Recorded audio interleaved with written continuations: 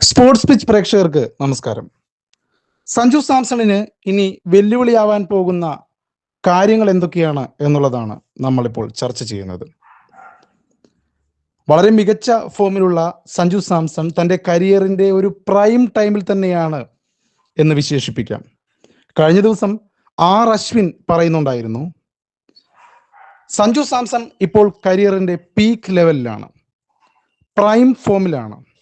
സഞ്ജുവിൻ്റെ mental capacity അടക്കം വളരെ മികച്ച ലെവലിലാണുള്ളത്. ഈ ഒരു സാഹചര്യത്തിൽ സഞ്ജുവിന് ഏത് വലിയ മാച്ചും വിജയിപ്പിച്ചെടുക്കാൻ സാധിക്കും. ആ സാഹചര്യങ്ങളെ മനസ്സിലാക്കി കളിക്കാൻ ഇന്നത്തെ യുവ ക്രിക്കറ്റ്മാരിൽ സഞ്ജു സാംസണിനുള്ള മികവും പരിചയസമ്പത്തും മറ്റാരിലുമില്ല. ഒരു വിക്കറ്റ് കീപ്പർ ബാറ്റ്സ്മാൻ 1-ാം ഓവർ മുതൽ 20-ാം ഓവർ വരെ ഔട്ടാവാതെ നിന്ന് ഇത്തരത്തിൽ ഇന്ത്യയെ വിജയത്തിലെത്തിക്കുന്നത്, അല്ലെങ്കിൽ IPL ചെന്നൈയിനെ വിജയത്തിലെത്തിക്കുന്നത് വളരെ അപൂർവമായ ഒരു കാഴ്ചയാണ്.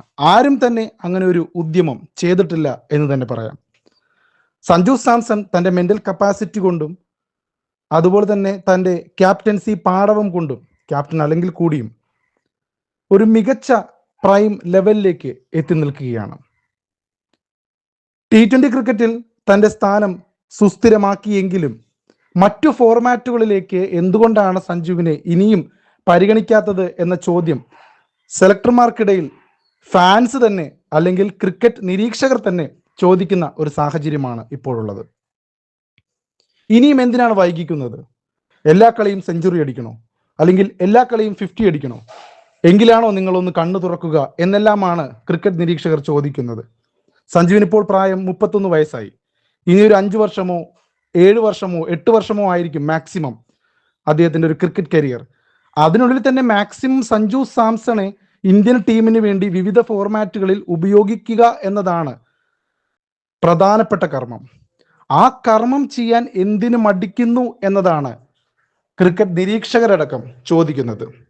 വീരേന്ദ്ര സേവാഗ് ഇന്നലെ പറയുകയുണ്ടായി, അതായത് ഒരു ബാറ്റ്സ്മാൻ 1-ാം ഓവർ മുതൽ 20-ാം ഓവർ വരെ ബാറ്റ് ചെയ്യുന്നതും അത് കഴിഞ്ഞ് കീപ്പ് ചെയ്യുന്നതും, അങ്ങനെ ആകെ മൊത്തം 40 ഓവർ, സെഞ്ചുറി അടിച്ച 2 കളിയും സഞ്ജു നോട്ട് ഔട്ടാണ്. അത്രയും കപ്പാസിറ്റിയോടുകൂടി, പരിചയ സമ്പത്തോടുകൂടി, വളരെ തെളിമയാർന്ന ഷോട്ടുകൾ, ബുംറയ്ക്കെതിരെ അടിച്ച ഷോട്ടെല്ലാം സെവാഗ് പറയുന്നത്, സെവാഗ് പോലും തൻ്റെ കരിയറിൽ അങ്ങനെ ഒരു ഷോട്ട് കളിച്ചിട്ടില്ല, ആർക്കെതിരെയും ധൈര്യപ്പെട്ടിട്ടില്ല. അങ്ങനെ ഒരു ഷോട്ട്, റിസ്കി ഷോട്ടാണത്, അങ്ങനെ ഒരു ഷോട്ട് കളിക്കാൻ പോലും ധൈര്യപ്പെട്ടിട്ടില്ല. സഞ്ജു സാംസൺ വളരെ തികവാർന്ന കളിയാണ് ഇപ്പോൾ കളിക്കുന്നത്. വളരെ പക്വതയാർന്ന, അനാവശ്യ ഹിറ്റുകൾക്ക് ശ്രമിക്കാതെ